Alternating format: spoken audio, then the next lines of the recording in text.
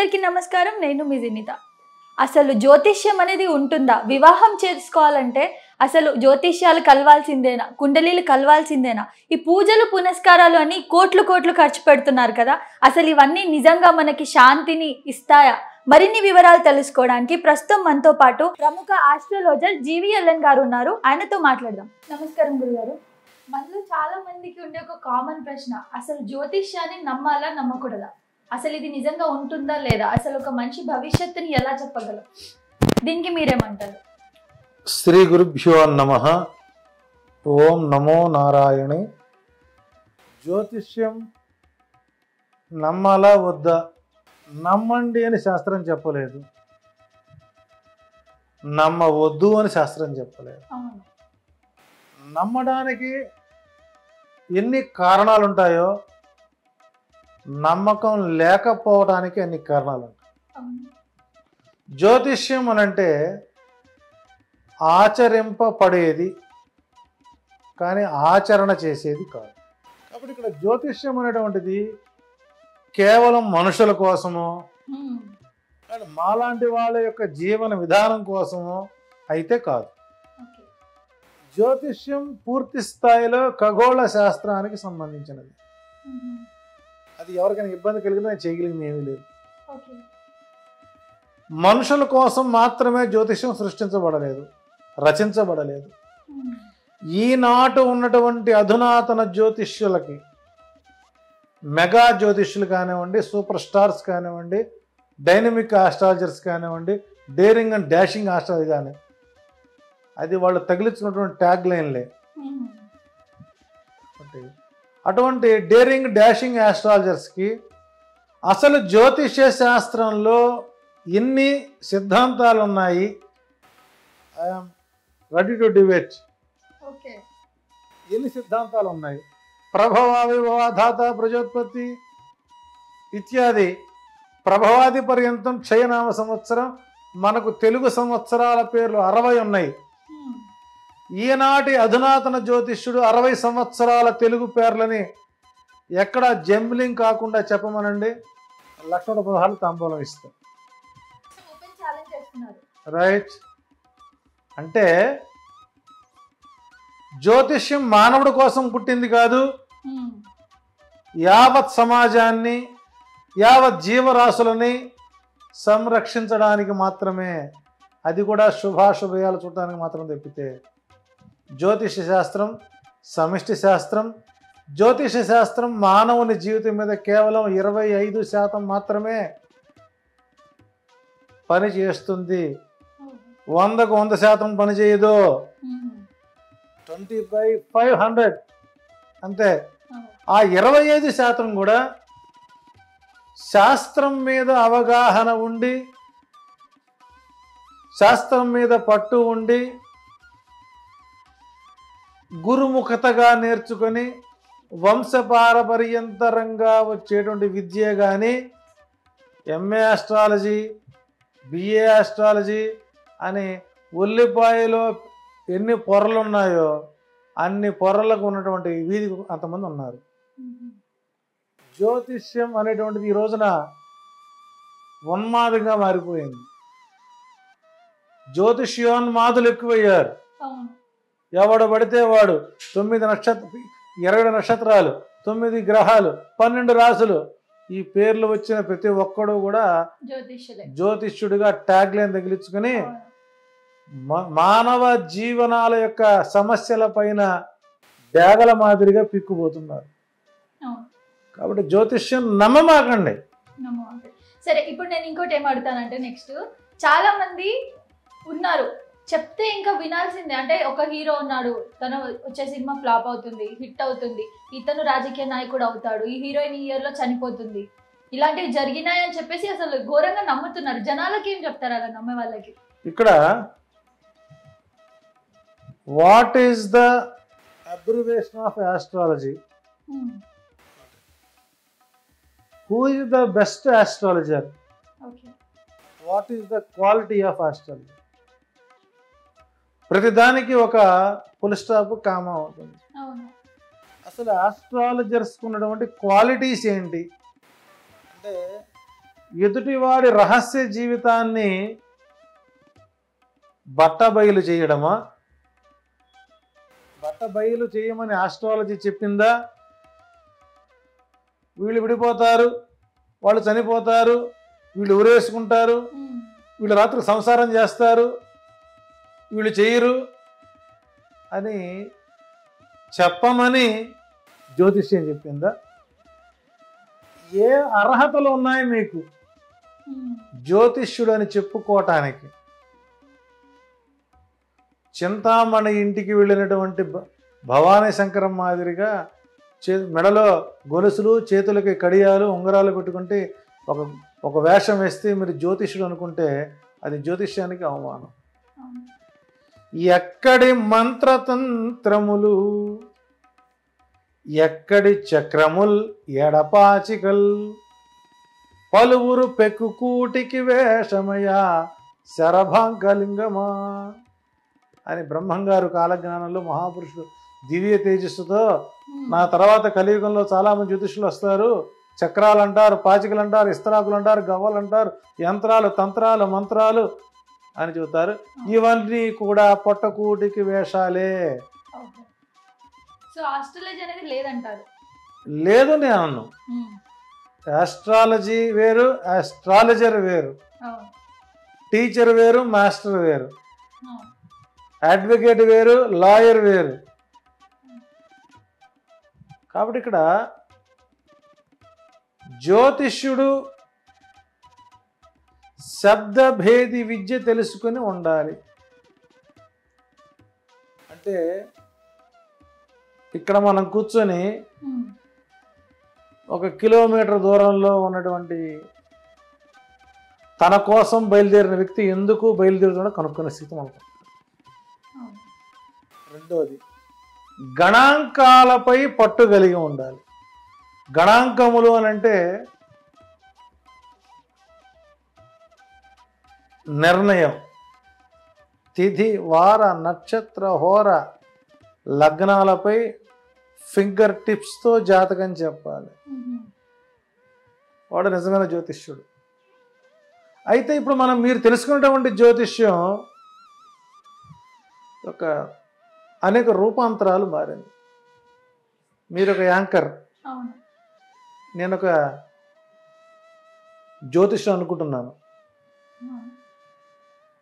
మీకు ఒక కాల్ వస్తుంది, నమస్కారం అండి, నమస్తే అమ్మా, మీరు ఎక్కడి నుంచి మాట్లాడుతున్నారు? నేను బలానా నుంచి మాట్లాడుతున్నాను. మీకేం మీ డేట్ ఆఫ్ బర్త్ చెప్పండి, సింగిల్ ఫ్రేమ్లో చెప్పండి.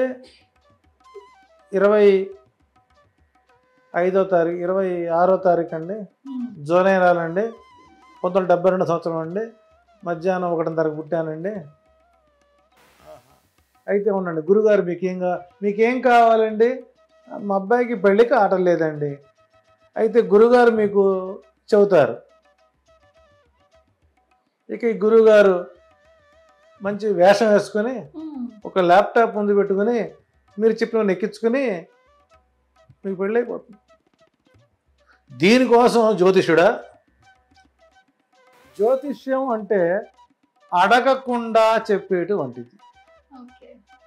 నీవు ఎందుకు వచ్చావో, నీవు ఏ పని మీద వచ్చావో, నీ గ్రహస్థితి నీకు ఎలా చెబుతున్నాయో అని ఒక క్యాలిక్యులేషన్ వేసుకుని చెప్పేది జ్యోతిష్యం. నువ్వు అడిగావు పెళ్ళి ఎప్పుడు అవుతుంది అని, అయిపోద్దండి, త్వరలో పెళ్ళి అయిపోతుంది. అది సమాధానం. అది అడుక్కుంటే చెప్పే ప్రశ్న, అంటే ప్రశ్నాశాస్త్రమే జ్యోతిష్యంగా మలిచారు. అడుక్కుంటే చెప్పేటువంటి వాడు జ్యోతిష్యుడు, ఈజ్ ఎ ఫేక్ ఆస్ట్రాలజర్. అడగకుండా నీకు ఏం కావాలో చెప్పేవాడు నిజమైన జ్యోతిష్యుడు. ఇదే the variation of original and fake astrologers. జ్యోతిష్యం మొత్తము 4,36,772 శ్లోకాలండి. 4,70,600. మీరు కెమెరా పెట్టండి, మీకు పుస్తకం ఇస్తా, నేను శ్లోకాలు చదువుతూ ఉంటా ఆర్డర్లో, మీరు టిక్కులు పెట్టుకోండి. ఓకే. మీరు ఎక్కడ ఏది జంబిలింగ్ అయినా కూడా నేను జ్యోతిషం మానేస్తా. అంటే 4 లక్షల జ్యోతిష్య సూత్రాలని మా చేత ఒల్లి వేయించారు. 12 సంవత్సరాలు నేర్చుకున్న విద్య అనేది. ఓహో, 12 సంవత్సరాలు. ఇప్పుడు అధునాతన జ్యోతిష్యులకి నక్షత్రాలు, రాసులు, లగ్నాలు వస్తే చాలు. అవును. అందులో మన ఫోన్లో ఉంటుంది ఏఐ, ఇంటెలిజెన్సీ, డేటాబేస్డ్ ఆస్ట్రాలజీ. ఎంటర్ చేయడం, అబ్బో వాళ్ళు అసలు ఒక రకంగా చెప్పాలి, వరాహ మిహిరుడు కానీ, జైమిని మహర్షి కానీ, పరాశర మహర్షి కానీ చూడనంత ఫీలింగ్ ఇస్తే అసలు మొత్తం గ్రహం చదివేసినట్టు, ఒక కన్ను పైకి లేపి ఒక కన్ను కిందకి పెట్టి, అది జ్యోతిష్యం. అలాంటి వాళ్ళ దగ్గరకు వెళ్ళి ఆర్థికంగా, శారీరకంగా, మానసికంగా నష్టపోయిన వాళ్ళు చేసి జ్యోతిష్యం లేదు అని అంటున్నారు. చెప్పితే జ్యోతిష్యం సర్వకాల సర్వావస్థలందు యుగ యుగాలుగా మన కలియుగంలో నడుస్తుందని జ్యోతిష్యం లేదనుకోకండి. మీరు వెళ్ళే వ్యక్తి సరైన వ్యక్తి కాదేమో ప్రశ్నించుకోండి. ఇప్పుడు ఏంటండి, ఒక డాక్టర్ గారి ప్రిస్క్రిప్షన్, కనీసం ఒక కార్పొరేట్ హాస్పిటల్కి వెళితే, వ్యాధి కోసం వెళితే వాళ్ళు sugar test, blood test, urine test అన్నీ చేసుకుని, స్కానింగ్ చేసుకుని డాక్టర్ ముందు కూర్చోబెట్టి చేస్తారు. ఈ రోజున అధునాతన జ్యోతిష్యులు మెగా జ్యోతిష్యం చేస్తున్నారు. ఒక ఆర్ఎంపీ డాక్టర్ ప్రిస్క్రిప్షన్ మాదిరిగా ఆ డేట్ ఆఫ్ బర్త్ చెప్పండి, అంతా బాగుంది, మీరు శ్రీశైలం వెళ్ళి హోమం చేసుకుని రండి, 7,000 సమర్పయామి. ఇక వాడు బయటకు వచ్చి డూము, ఊలు, ప్రథమా విభక్తి, నిన్నులను కుర్చీ గురించి, తృతీయ విభక్తి, ఓయి, ఓరి, ఓసి, సంబోధన, ప్రథమా విభక్తి, ఆ 7,000 తీసుకోవడం దేనికి? వాడికి 7 సెకండ్ల అవకాశం ఇవ్వడం దేనికి? బయటకు వచ్చి మన అమ్మల్ని అక్కలు తిడతాం దేనికి?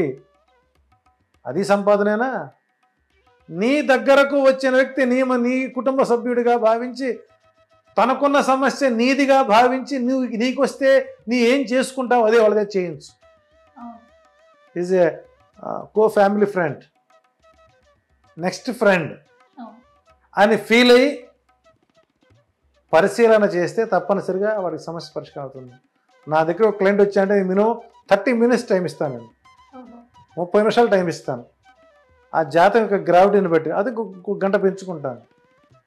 అంతే తప్ప టిక్కులు పెట్టేసి ఏదో 10th క్లాస్ స్పాట్ వాల్యుయేషన్లో కనుక టిక్కులు పెడతారు, ఆ పెట్టేసి అంతా బాగుంది సూపర్, ఒకసారి మీరు అక్కడికి వెళ్ళేసిరండి, ఎక్కడికి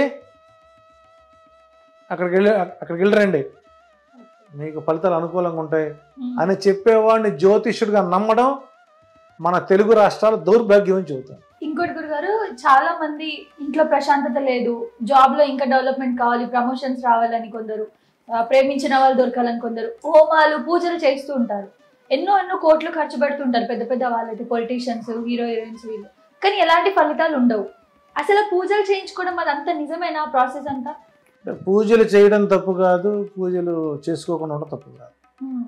అంటే హోమాలు కోట్లు బేసిక్ గా అంటే అది మన క్లారిఫికేషన్ ఇవ్వాలండి. సరే, పిండి కొద్ది రొట్టి, మనకు బలిసిపోతున్నాం, మేము బలిసి తీసుకుంటున్నాం. నా దృష్టిలో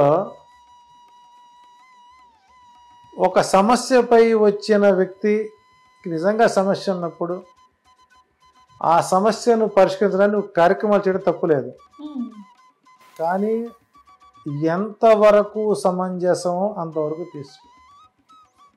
అలా కాకుండా అధికమైనటువంటి ధన కకృతి కనుక పడినట్టయితే, వరకం చెప్పాలంటే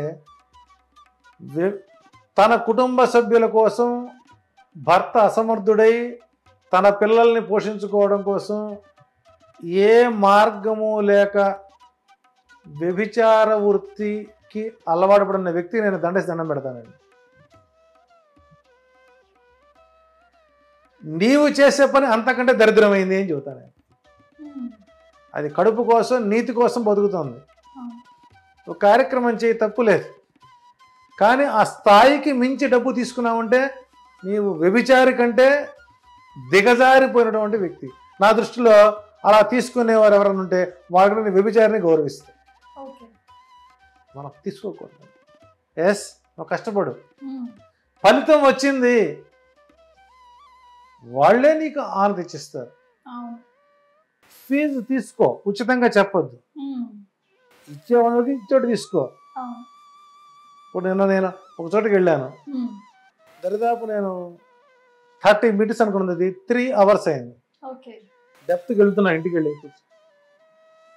వాళ్ళకి 50,000 రూపాయలు తీసి ఇచ్చారు. వద్దండి, నా ఫీజు ఇంతే, నా లిమిట్ ఇది దాటి నేను ముందుకు పోను అని దండం పెట్టాడు. ఇట్లాగే ఒక ఎదవకి 10 లక్షలు ఇచ్చాను హోమానికి, మరి అంత 10 లక్షలు ఖర్చు నాకు ఎందుకు పని కాలేదని అడిగాడు ఆయన.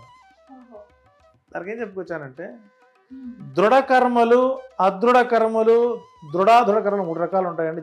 ఒక్కొక్క జాతకంలో ఒక్కొక్క జాతకుడికి వీడు దృఢ కర్మకు చెందినవాడా, అదృఢ కర్మకు చెందినవాడా, దృఢ కర్మకు చెందినవాడా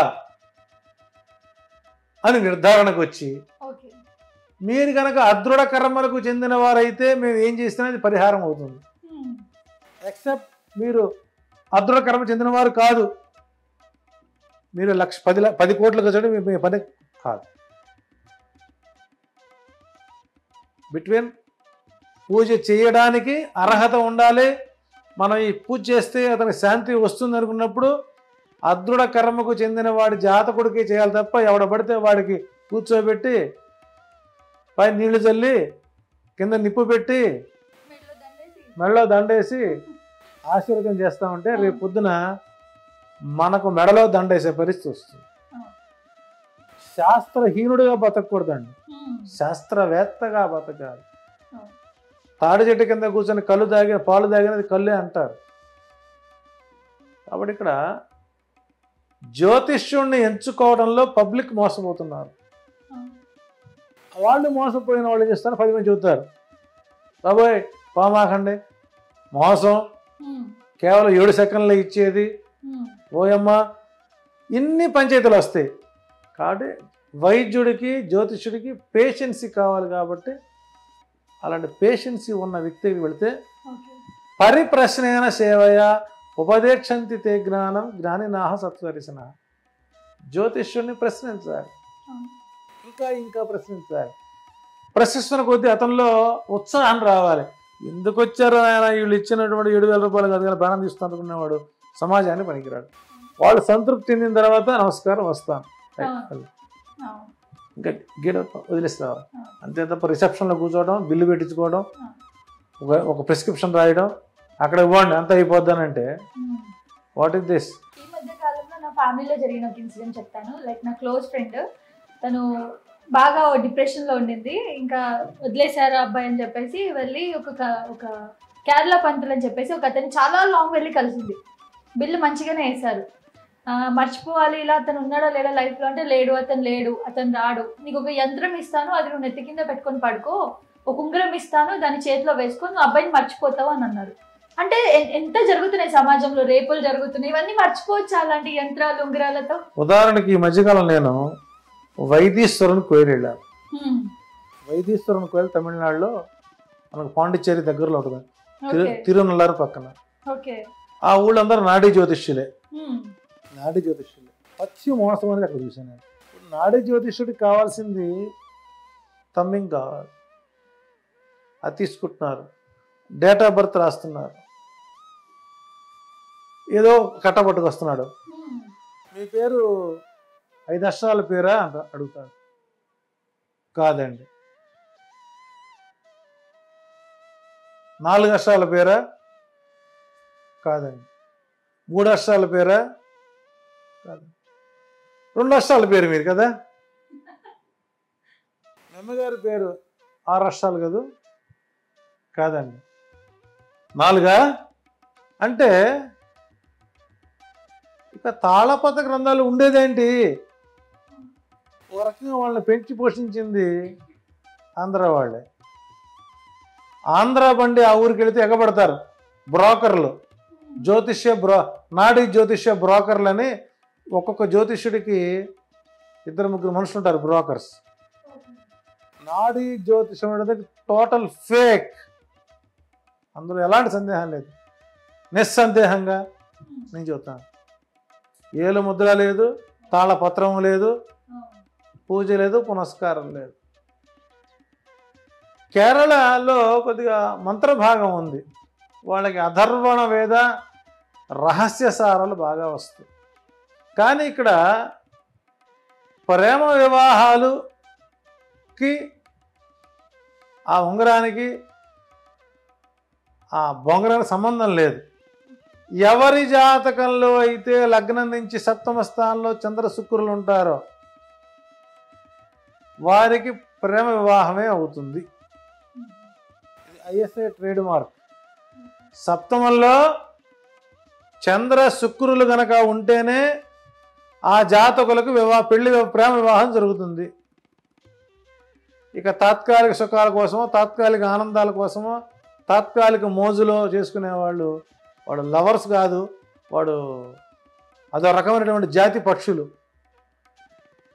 అది కాబట్టి అంటే అటువంటి నమ్మి మోసపోమాక. ఆఖరి ప్రశ్న ఏంటంటే, వివాహం చేసుకోవాలంటే జాతకాలు కలవాల్సిందేనా? సో వివాహానికి జాతక పరిశీలన అవసరమా కాదా? మీ వివాహాలు అన్నీ సక్రమంగా ఉన్నా మీ వివాహాలు ఎందుకు ఫెయిల్ అయ్యాయి? అక్కడ జాతకం ఫెయిల్ అయిందా, మీ మనసులు ఫెయిల్ అయ్యాయా? ఏమీ చూడకుండా చేసుకున్న వాళ్ళు హ్యాపీగా ఉన్నారు. కాబట్టి జ్యోతిష శాస్త్రానికి వైవాహిక జీవితానికి ఎలాంటి సంబంధం ఉంది? వివాహానికి జాతకం తప్పనిసరా? ఎన్ని పాయింట్లు కలవాలి? ఎన్ని పాయింట్లు కలిస్తే వివాహం జరుగుతుంది? అసలు ఏమీ చూడకుండా పెళ్లి చేసుకుంటే ఏమవుతుంది? వీటికి సంబంధించిన ప్రతి అంశాన్ని ఒక సిరీస్ రూపంలో ఆది నుంచి అంత్యం వరకు అతి త్వరలో మీ సంస్కృతి ఛానల్ ద్వారా అందించేటువంటి ప్రయత్నం చేస్తున్నాం.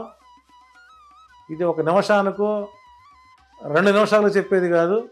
వివాహ వ్యవస్థ అనేటువంటిది మన హైందవ సంస్కృతిలో అత్యంత గోప్యమైన గొప్పదైనటువంటి సంఘటన. సో వాటి గురించి తెలుసుకోవడానికి let's watch coming soon. Subscribe చేయండి. Subscribe to please do subscribe to Please like, share and subscribe to top Telugu TV. Top Telugu TV. Top Telugu TV. Top Telugu TV.